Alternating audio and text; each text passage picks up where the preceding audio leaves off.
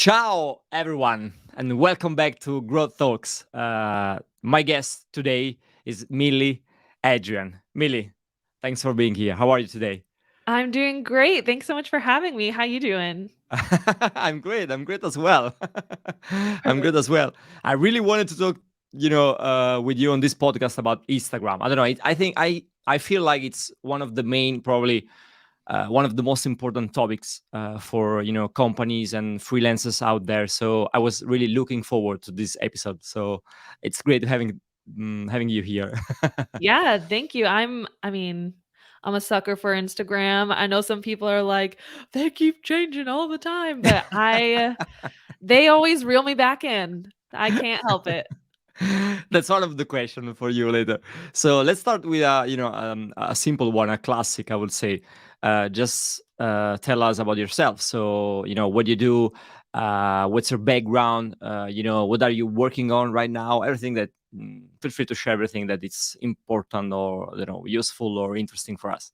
Yeah, so my name's Millie. I like to say that I'm an influencer coach. I started my journey in 2015, I think. That's when I started posting to Instagram. I was still working in corporate. So in corporate, I was a project manager and I was juggling the 9 to 5 with pursuing some sort of creative passion. I didn't know what I wanted to do yet. I just knew I wanted to create and I wanted to work for myself. So I started posting to Instagram for fun. That was like the rise of the bloggers. There was Mm. the fashion blogger and travel blogger. And I was like, I could try that. I like to take pictures. So started posting to Instagram.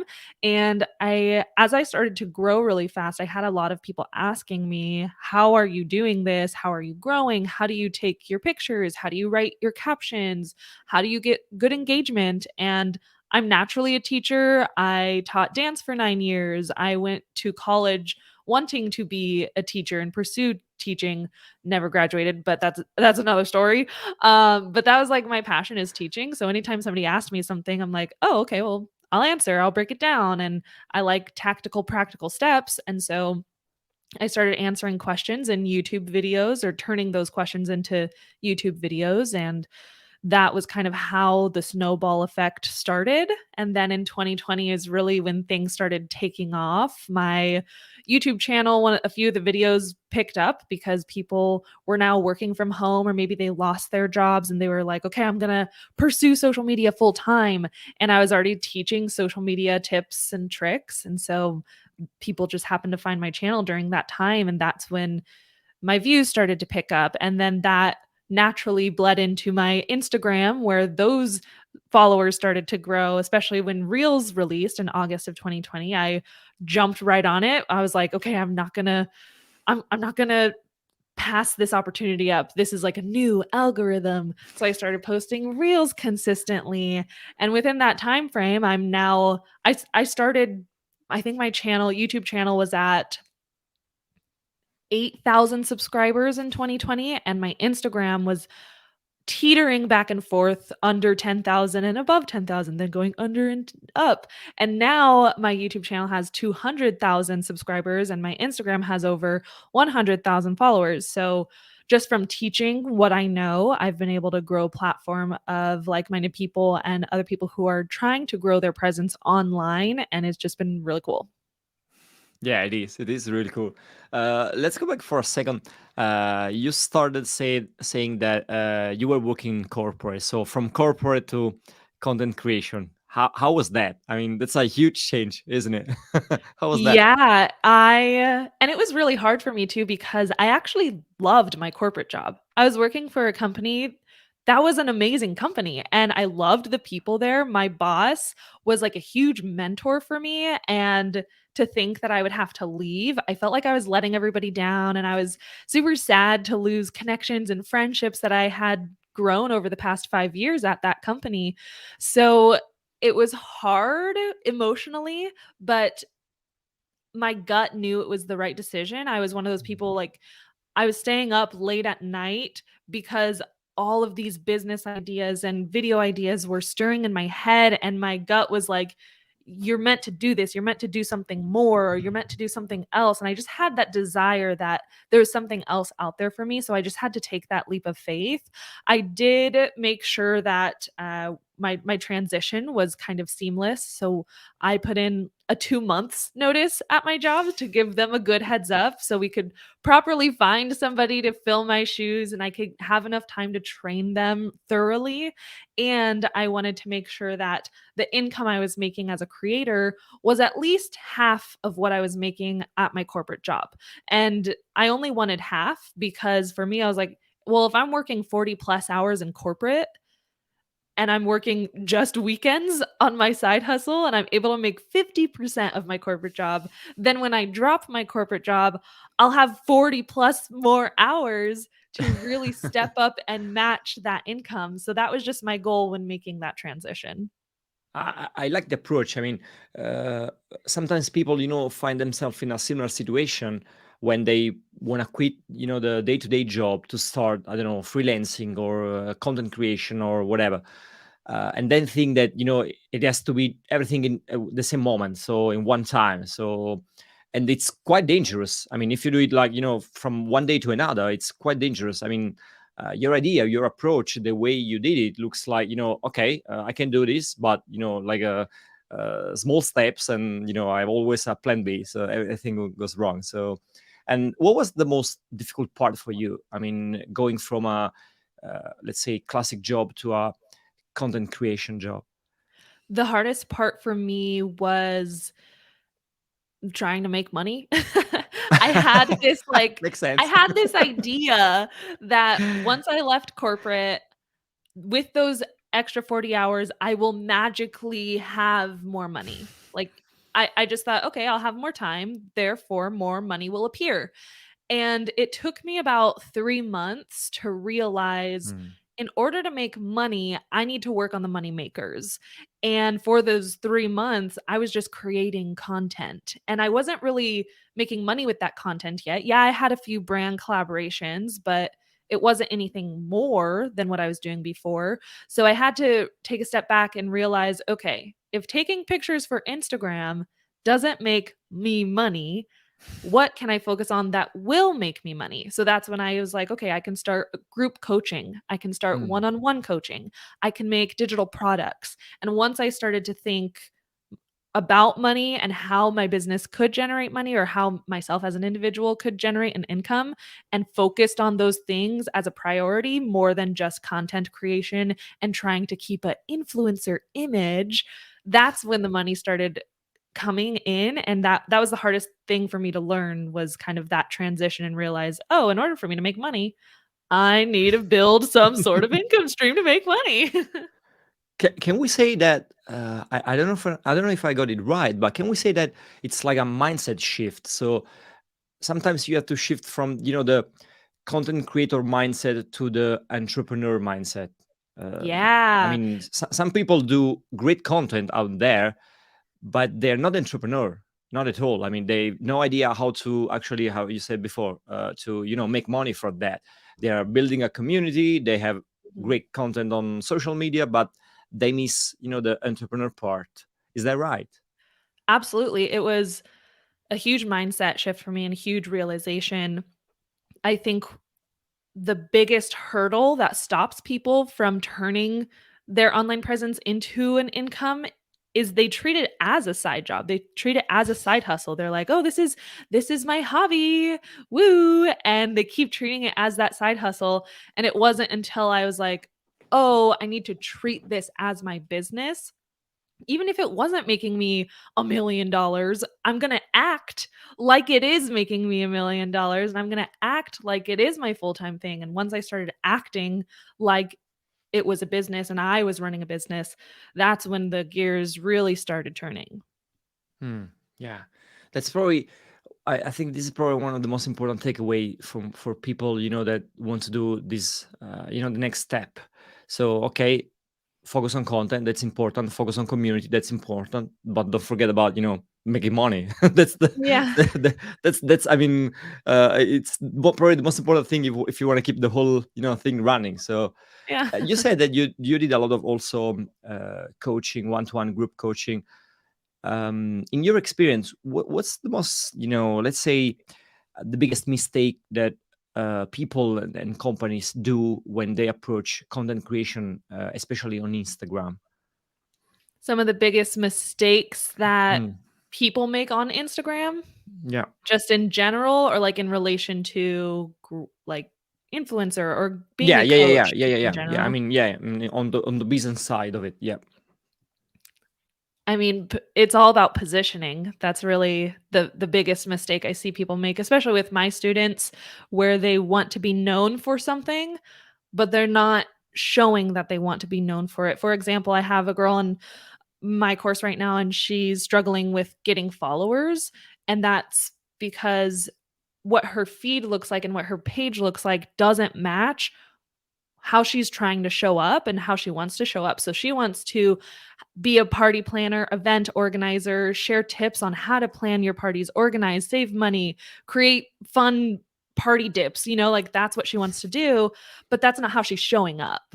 And Mm, that huge disconnect will hurt a lot of people when trying to grow or hit those goals of growth and increased engagement, because you need to be able to communicate your positioning to your target audience. And even if you're not a full-time party planner, just show up like you are. Kind of with the whole business and money mindset thing. Like, yeah, maybe you're not making money with it right now, but show up like you are making money with it. Same thing on Instagram. Have your page be that persona of who you want to be, even if you don't feel like you are that thing right now. That's where a lot of imposter syndrome comes in, where people don't feel like they're good enough or at a certain level, and they're always waiting, well, once I hit this milestone, once I hit 1,000 followers, then I'll start posting like I'm this. Once I hit this many followers, then I'll start acting like this. Like, no, let's get rid of that imposter syndrome. You can start showing up however you want today. Start acting like the person you want to be in 3 to 5 years, and translate that person into content on Instagram through reels and posts, your stories, your carousels, whatever it is, what type of content you enjoy creating, show up as that person. hmm. You said about imposter syndrome. Did you have imposter syndrome when you started with content? Yes, I didn't know I had it at the time. I would Okay. hear podcasts like this about influencers, and they would talk about imposter syndrome, and I'm like, that's not me. I know I'm enough. I know I'm cool. And it's not it's more than just thinking, "Oh, I'm not this enough. I'm not talented, experienced, expert enough." It's more than just thinking that, but it's also holding yourself back from Mm, running full force forward. That's a lot of what imposter syndrome is, and that's what I was doing to myself. Is I would tell myself those goals of like, okay, well, when I hit 10,000 followers, then I'll start trying to make money with it, because when I hit 10,000 followers, that's when I'm enough. That's when I'm an influencer. Those were the thoughts that I was believing, and I didn't know that was also considered imposter syndrome. So if you don't think you have imposter syndrome, check again. you probably have it. Yeah. And what are the, let's say, practical tips and tricks that you give to your students when they realize they have imposter syndrome? There's a lot that could go into it, but some of the exercises that I do with my students is having them write down their beliefs of like, well, I can't show up because XYZ. They write those things down that they're thinking, that they're believing. And then after they write it down, we flip it and we write kind of the affirmation of that thing. So maybe their negative mindset or their belief is, I'll start landing brand collaborations when I hit 10,000 followers. That's a limiting belief. And then instead we'll flip that and we'll write, I can start landing paid collaborations today. I can pitch and land paid brand collaborations today. So just like writing the opposite and then keeping those positive affirmations at your desk or somewhere visible as a reminder. I know affirmations, there's a lot that we could go into with, oh, affirmations work, affirmations don't work. A lot of people have different thoughts, but writing those things down and writing your goals out as if they've already happened as well. Like, I hit a $1,000 income month. I Hmm. hit 10,000 followers. I landed my first paid brand collab. Like writing those things as if they've already happened kind of tickles the spirit in a way of like, or it tickles your soul of like, oh, I'm gonna do this someday. And your energy starts completely changing of how you show up. So that's kind of one of the things that we do is we write those things down and we flip it. Hmm. I was thinking, even if you don't believe don't believe it, it's useful anyway, because you have goals and you look at those goals every single day. If you keep them, as you said before, no, in your, I don't know, in your desk, or in your room, or in your wall, whatever. Having goals and looking at them, remember, where are you going? That's probably also an important part of the whole process. Yeah. Yeah, Yeah. and just trusting the process. Knowing Yeah. the person you are today won't be the person you are in a year, but that person, Millie, 1 year from now, is gonna be so thankful for Millie today for putting in the work, even when Millie didn't feel like she was enough, you know? So I somebody asked me, like, "Who's your biggest inspiration?" And I was like, or like inspires you to put in work, and like who inspires you to pursue your business and your dreams? And I was like, honestly, my future self, thinking about how I want my future family to be and how I want that future life for my children to be. And whenever I do decide to have kids, like thinking about my future life and future Millie and her family, that's what inspires me to show up. And so that's just something I keep in the back of my mind when I'm like feeling imposter syndrome or when I'm feeling kind of lazy. Yeah. There's a balance with self care there, but that's what I'm thinking about when I'm feeling less than. I love it. I'm gonna do the same. I love it. I'm gonna think about the future Rafaela. Yeah, Every time I have imposter syndrome, I think I have imposter syndrome at least once a month. right. It never goes away. It's unbelievable. Yeah, it's unbelievable. People from the outside think, "Oh, how can you do that? How did you fix it?" I didn't. I didn't Right. fix It's it. still there. Yeah. You just said about the balance. I want to talk about that also for a little. How do you balance? Nowadays everyone talks about life work balance, and if you do content creation is can be really stressful and really hard job, especially at the beginning, Yeah. when you're struggling to get results and you don't see numbers going up, and so on and so forth. How do you do that? I mean, let's talk about this part for a little. I believe that setting balance obviously will look different for everyone, but also can change monthly. So I'll set boundaries for myself with social media where maybe I'm like, okay, well, I'm not going to go on social media for the weekends, or I'm not going to open my phone past 8 p.m. I'll still work full 6 to 8 hour days, but those are my boundaries. And then next month, maybe I'm feeling really low on energy and I need to readjust and reevaluate those boundaries. So a lot of people think, oh, I set one boundary of make sure to exercise, like, and that's great. That's a great goal to have. That's a great thing to make sure you're working on your self-care and exercising. But the boundary you set for yourself this month might not be the same boundary your body needs next month. And so I think that's something people constantly have to be checking in with their bodies and know what they need. There's been a time where I just needed a full on break, like 1 month off social media, off posting, and I just had to give myself grace to do that, knowing, okay, yeah, maybe I won't post and so I'll lose engagement. Like maybe I'll lose engagement for a bit, but my self-care is and myself and my mental state is way more important than that. And then sometimes there's months where I only work 4 hours a day, Monday through Friday, 4 hours. And then there's months where I'm like, nah, I'm good, 8 hour days. So it's constantly changing, and you have to constantly be asking yourself and your body, like, how am I really feeling? What's really going on in here? What's my relationship with my phone even look like? Sometimes a trigger or something that can tell you, "Hey, you need to start setting some boundaries," is like just looking at your phone Does that give you anxiety? Mm. If looking at your phone or picking up your phone, getting notifications, opening a specific app, all of those things can be triggers to increased anxiety. So, those are some things to take note is like what triggers those feelings of fear, angst, worry.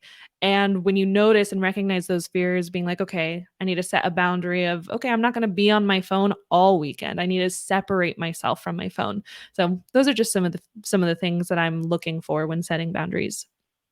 Yeah, I was thinking this probably um, it's even more important for probably for young people.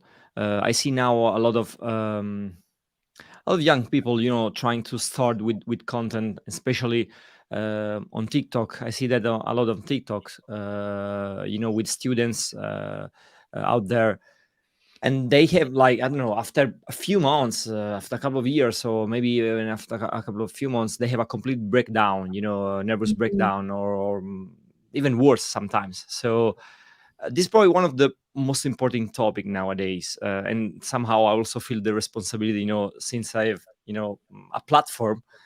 We should talk about that and also tell people that, find them the balance. It's probably one of the most important thing you can do in your life, Yeah. um, especially in the long, in the long run. That's why, yeah, that's why I asked. Um, how do you manage to, you said, you can change you can change it like every single month, checking with your body. And I Yeah. like the idea. Instead of saying, I'm gonna do this for the rest of month, I don't know, for the rest of the year. Yeah, Yeah. okay, that's a good starting point, but it's probably really hard, to do it forever. How do you practically do it? I mean, because this perfect on theory, but sometimes you have clients, and you have, I don't know, things to do, and you have, uh, I don't know, companies, brands, collaboration, everything we said before. So how can you manage also that part? Having goals and stuff. A lot of it is kind of learning as you go. Sometimes I don't know to set boundaries until it's too late, and then I'm overwhelmed and I'm like, "Oh shoot, I have 9 collabs in 1 month and 8 videos I need to film and a project that my team is working on to relaunch a course." And so I get to that point where I'm like, "Ah, shoot, I needed to set better boundaries." So you're not going to get it right the first time. It's a lot of learning as you go, but something to keep in mind is, well, one, I have a team, so I'm able to set stricter boundaries where I can delegate more, and not everybody has that luxury of being able to have a team. It's just them, especially solopreneurs who are just starting out. It's like, "What the heck? I'm doing it all by myself. How do I set boundaries and run my business by myself?" That's where it gets kind of tricky, and something that's helped me when I was solopreneur doing it on my own was batching content ahead of time Hmm. on days. So, for women, we have, like, a 28-day cycle, and within that cycle, we feel really great one week, and then another week, we're like, "Don't bother me." So during those times where your body naturally feels creative and naturally feels excited to maybe write a bunch of blogs or script a bunch of YouTube videos or write a bunch of captions, get those ideas, work with your body during those peaks and during those spikes, because that's when you could batch a bunch of content, maybe film on a good day. For me, I could film like 15 reels or TikToks in a day. I know some people do 30 in a day, and I'm like, Wow. I know, I'm like, "Good for you, can't do that yet, not there, but we'll get there." But when you're able to batch create content, even for clients, I was kind of balancing. When I left my corporate job, I was working for myself, but I also had a few social media clients where I was creating content for their social media. One day, I was just doing all of their Canva graphics. So for an entire month's worth of graphics, I would make all Canva graphics in one day for them. And then the next day, I would write all of the captions for all of the posts. And then the next day, I would send it to the team in an organized spreadsheet for them to approve. So I was batching my clients' work as well, and again, there's balance with batching where you're not burning yourself out, but it does help so that when you do one specific task, you're able to get in that flow state Hmm. and naturally continue to work without it feeling like a lot of effort. It's very effortless. You get to flow without those interruptions. So that's why I like to batch my content, because right now I batched 5 YouTube videos last week. I'm done till the end of July. I don't have to film any more YouTube videos till the end of July. So that's like my little trick for Yeah. keeping up with content while also taking breaks. Love it. I love it. I love it. Love it. In your presentation, you said that Instagram is changing a lot. You know, it's crazy, a lot of new Mhm. features, so on and so forth. So, posts, reels, carousels, stories. If you had to start on Instagram today, if someone listening to this podcast wants to start an Instagram page today, Mhm. what's the most important thing you would say they should focus on? Setting up your profile for success before you try to grow. What do you A mean? lot of people try to skip the steps of defining their brand and Mm. knowing who they want their audience to be, and they just go straight to making reels without really a plan or strategy, or maybe they think they have a plan and strategy, but they really don't, because they didn't take the time to figure out their positioning, what they want to be known for, who they want to be in the space. Instagram strategy is very different than TikTok, whereas like TikTok, you could kind of be all over the place, but Instagram, you really have to be topically consistent, because that's how their algorithm works.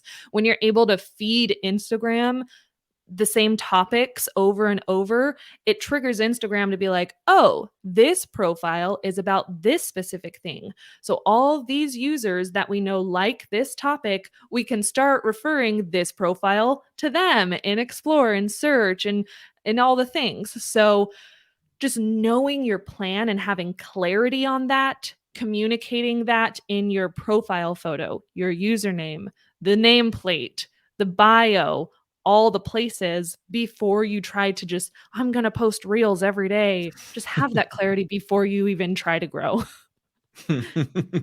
Always strategy before tactics, basically. Yes. Yeah, Yes. yeah. You said the algorithm is quite different. The TikTok algorithm, the Instagram algorithm. I see a lot of people nowadays trying to use the same content on all the platforms. So I make one reel and then I use the same reel on I don't know YouTube Shorts and TikTok videos as well. How do you feel about that? I think it works to an extent. I definitely recycle and repurpose my content. That's just a great way to save yourself from exhaustion. And sometimes a video that performs well on Instagram won't perform well on TikTok, or a video that performs well on TikTok won't perform well on Instagram. So you never know what platform that video is going to stick to.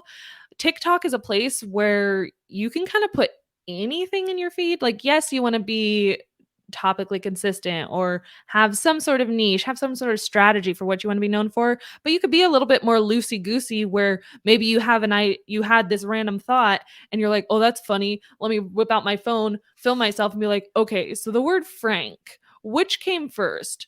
The name Frank or the word Frank?" And you just like put something random on TikTok that could do really well on TikTok, but it probably won't do well on Instagram because it's so random. Instagram can't categorize you well because their algorithm is so aged.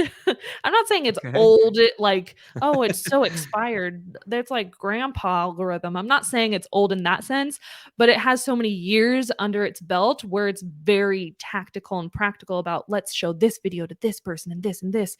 Whereas TikTok's algorithm is very young and loose, Hmm. where they'll just show any video on anyone's For You page. It doesn't matter. So I think you can recycle content, but being very random on TikTok or being random on Instagram doesn't work as well as being random on TikTok. Mm, mm. And probably could also be quite dangerous for your brand and your positioning. I mean, if you want to be known in that niche specifically, and then you start posting random content, I don't know if that works or not. Yeah, I like to think of it as like having your own Netflix show. Your Okay. feed is your Netflix show, and if somebody, especially for Instagram, if one of your reels blows up, just one Mm, reel, maybe you've posted 50 reels and you're still haven't hit 100 followers, but you're like, I'm gonna keep going. one reel blows up and that reel brings a lot of traffic to your profile, if that one reel, you don't know which reel it's going to be, isn't related to all of your other stuff, you just missed out on a bunch of potential followers Mm. because they want to binge your content like it's a Netflix show. They want to be like, "Oh, they talk about this thing?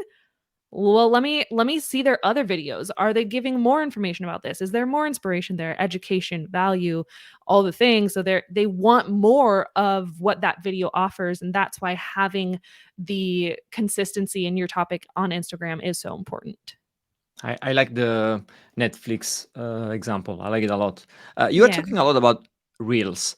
How how important are reels today in the whole Instagram, algorithm ecosystem, especially for for growth? Yeah. I hate to say it, everyone, but reels are where it's at. There's a lot of people who are really trying to fight change, and they're like, "I'm not gonna make reels," or "I'm not gonna dance in front of the camera." It's like, you don't have to dance in front of the camera. There are so many ways to make reels, but it would be so silly to Mm. ignore what Instagram is telling us multiple times in blog posts, on lives. If you follow Adam Mosseri, who's the head of Instagram, in his stories during Q&As, people ask, "How do you grow on Instagram right now?" He's always saying push reels. Instagram's pushing reels, so you should make reels. Instagram's pushing reels to new eyes, so you should make reels. And it would be so silly for somebody to hear that piece of advice from Instagram themselves and completely ignore it. Just because they think they have to dance in front of the camera. Yeah, yeah. Or whatever reason they're ignoring it. Like, let's not be silly. Let's just do it. Let's do it. I was reading, I don't remember where, was a blog post somewhere a couple of days ago. They were talking about how TikTok is also influencing a lot Instagram in terms of also in terms of algorithm. So Yeah. probably in the next couple of months or even in the next couple of years, Instagram is gonna move in a direction where they are gonna show more random content instead of the people that you are following right now. Is that true? First of all, and how our strategy should change to address that? Yeah, I think it's as true as Instagram's saying it is. We see them teasing that idea, in your main Yeah. feed. They let us choose between 3 feeds now. So you have your home feed, your following feed, and your favorites. Well, in your main feed, some people are starting to get recommended Mm. posts where they're not following that person, but Instagram's recommending a random person to them or a random reel to them. So we see them playing with it there. We see them playing with how Explore works and showing more new creators on Explore instead of just people you follow or your followers type thing. So we see them teasing the idea and playing with how it works. I'm not sure exactly what it will look like. Maybe they'll be able to fully adapt the TikTok strategy where it's like your main feed is all randomness and then you could choose between following and favorites from there moving forward. But that's as much as we know. They always say they're creator focused, they're always focusing on how they can make the platform better for their creators. We hear that a lot. And if that's something that they want to work towards, I think they'll make the steps towards it, just like bringing back the chronological feed. They heard that feedback from users and they're like, okay, let's bring back chronological. So I think it'll happen. I just don't know how long it'll take or what it'll look like. Mm. And how you think we should adapt our strategy if this is getting huge in the Instagram algorithm? I don't think the strategy needs to change too much. Mm. I teach that when you create a reel, you should create your reel as if it's to strangers who don't know you. It's not just for Oh, your followers. I like Create a it. reel as if somebody is seeing you for the very first time. And that means you wanna make sure you have a call to action in there, that maybe you introduce yourself every once in a while, like, "I'm Millie, I'm an influencer coach, and today's tips, we're talking about how to grow with reels," create each reel as if somebody is seeing you for the first time because that's the goal with Reels right now, so says Instagram, Reels are to reach new eyes. They say that all the time. So that's what I like to say. And if you're treating Reels that way, I don't think your strategy with Reels needs to change much. And if you're being topically consistent, sticking within your niche or within specific topics, then I think you're fine. Yeah, I like it. I like the idea of creating reels for as people, saw that for the first time. So even if Yeah. they don't follow you, they have all the information they need in that content. So yeah, Yes. I like that. It's pretty strong. You said before that your channels, both YouTube and Instagram, started to really grow at the beginning of 2020. Mhm. So I was wondering, in the last couple of years, what's let's say, the biggest mistake that you made, and also what did you learn from that? Mm. Shoots. Okay. I think my biggest mistake was not starting an email list sooner. I Hmm. had heard a lot of people talk about email lists, and I'm like, "I'm not a blogger. I don't need an email list." Like, I'm an influencer. I don't need an email list. So I ignored that piece of advice for a long time, and then it wasn't until I had a couple thousand followers where I was like, "Oh, shoot, I'm dependent on an algorithm that only shows 3% of, like, my stuff to 3% of my audience. I really want to reach 100% of my audience." So I created an email list where I offered a free downloadable. It was pitch templates teaching you how to pitch to brands. And I just made it on Canva, uploaded it to my email host, and started having people opt into my email list. And now I know those people who are on my email list. It's a list of contacts that I own. Like when I send an email, there is no algorithm controlling who gets that email. 100% of my subscribers get my email. They get information from me. They get exclusive content and questions answered from myself. So I think that was my biggest mistake, was not starting an email list sooner. Maybe because I don't know, maybe because it sounds old somehow. The Yeah. email list. It's so 90s, Totally. It totally sounds old, like AOL days, or like back in the day Microsoft, like it just didn't seem. It was like, "Oh, that's an old strategy that people are saying." But Mm. it's so important. I had one student, we worked together one-on-one, and she was like, "I wanna grow on Instagram. I want 10,000 followers." And I was like, Great, let's do an email list." And she was like, "What?" I was like, "Just trust me. Just trust me. We're gonna build your brand, create a freebie, and then we'll try to grow." And she's like, "I don't want to email us, but I'll trust you." And so we made her freebie. We put her freebie, it was a macro cheat sheet because she was a fitness and nutrition instructor, and she had 2,000 followers at the time. We made her freebie, put it in her bio, and then after we made her email list, then we implemented Instagram growth strategies. She grew like 30,000 followers in less than 3 months. While growing her email list, she grew like 4,000 people on her email list. And then when she was ready Wow. to leave her 9 to 5, she emailed all of those people to see who wanted to sign up for coaching. Immediately in one email, completely covered her corporate income because she had so many people signing up for her Mm. coaching. And that's because we started with the email list before she grew. And that was just a huge testimony to myself of like, dang, yeah, I should have done it sooner. Yeah, that's powerful. I mean, if you think about it, the email list is an asset. That's how we should think about it. It's an asset. So Yeah. if we think about ourselves, as we said before, as entrepreneurs, not only content creator but entrepreneur, Mhm. that's an asset. That's an asset of my company. I have a list that's mine. There's no algorithm. I'm the only owner of those email addresses. So yeah, Yeah. yeah. um, in the last part of this podcast, we usually talk about tools and books. So let's start with tools. I don't know, what are your like favorite tools, or I don't know, cool things that you have used in the last, I don't know, couple of months or in the last years?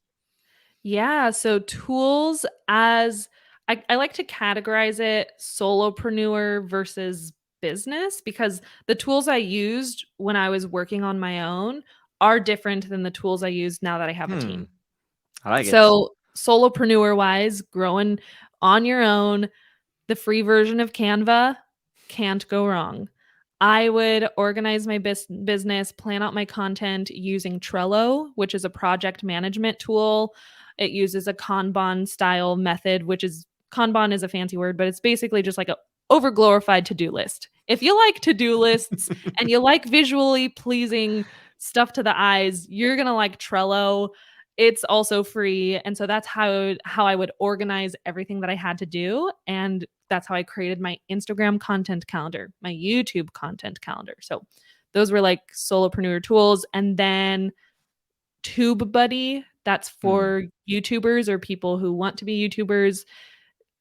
Amazing. I think if you have less than 1,000 subscribers, you can start at $4.50 a month. I started TubeBuddy when I was first starting, and now I still use that same $4.50 per month because I subscribed when I was under the 1,000 limit. So TubeBuddy is a great tool.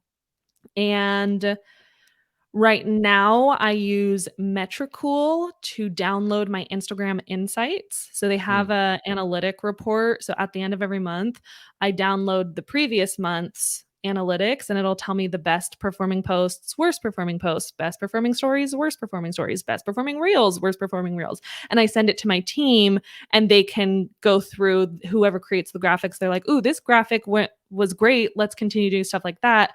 This visual wasn't that great. Let's put that to the side." So that's what I use to download my Instagram reports. ClickUp is what I use for my team for project management. So I outgrew Trello. Trello is not great for multiple people. So when I outgrew Trello, I moved to ClickUp. That's what we use to manage every part of the business. They do have a free version, but since I have multiple team members, I am paying per month. And trying to think if there's anything else. Oh. And finally, none of these are sponsored, but Stan, your Stan store. I just discovered Stan like last month and it has blown my mind because it's like a link in bio tool where you could put Mhm. all of your links in one place. But if you don't have a website, you don't have an email list, right? You could start everything with your Stan store. You can sell digital products through your Wow. Stan store. You can sell a course through your Stan store. It's has blown my mind. I'm Okay. shook. So that's something that I'm adding. I have a few courses. That's something I'm adding to my courses for my students to use as their link in bio tool. Wow, wow, that's a lot of tools. I leave Yeah, all the link sorry. in the descriptions. No, no, no. It's I am a tool guy, so I always Okay. like to discover something new, and I didn't know about the last one, so I'm gonna check it out It's for so sure, cool. for Yeah. sure, for sure. What about books? What are I don't know, like your favorite books, or what are you reading right now that you think it's interesting for my audience? So typically, I am a fictional reader, but for educational stuff, Profit First Hmm. completely changed my business on the back end, how we manage our money. And I'm I don't like the money management side of things. It stresses me out. Luckily, I have a husband and he is really great at that. But we read that book and it completely changed how we set up our business bank account, how we move money through our business to track income and expenses. And that was just a game changer for us. What's the name again of the book? Profit First. Okay, cool. Mhm. And then there's another one called fart stress leading sides to burnout or something like that. I'll look it up and I'll let you know so you could link the right one. But it talks about and the entire book, I mean, it was great. It was very like, go women. But it was the first chapter that blew my mind. And it talked about stress and unlocking the stress cycle. I think that's what it's called, unlocking the stress cycle Hmm. and how you can overcome stress and how you could actually do it because for me I'm a checklist person Hmm. and so when I have my list I check things off. I'm like, yay, stress resolved. Wrong. There's a difference between stress and stressors, and just because you check a stressor off of a checklist, that doesn't mean the stress is resolved in your body. So you could be carrying stress even if you resolve the stressor. So it talks about how to completely resolve the stress. And that was a really cool, mind blowing book for me as well. Okay. Yeah. I'm gonna buy this one for sure. For me. Really, the first chapter is all you need. Yeah. I'm gonna read the first chapter. Straight on the first chapter. Yeah, so those are Wow. like my favorite books, and YouTube Secrets by Sean Cannell was a good one for YouTube. Cool. All the links are going to be in the description as well for books. Millie, it's going to be it was 45 minutes. So thanks a lot for your time. And before saying bye, where they can follow you. Oh yeah, of course. So on my Instagram, you can follow me at It's Modern Millie. So it is at It's Modern Millie. And then on YouTube, just look up Modern Millie. I'm sure I'll pop up. Those are the main two places I'm at. Cool. Perfect. Thanks a lot for your time. It was great having you here. Thanks, Millie. Thank you so much.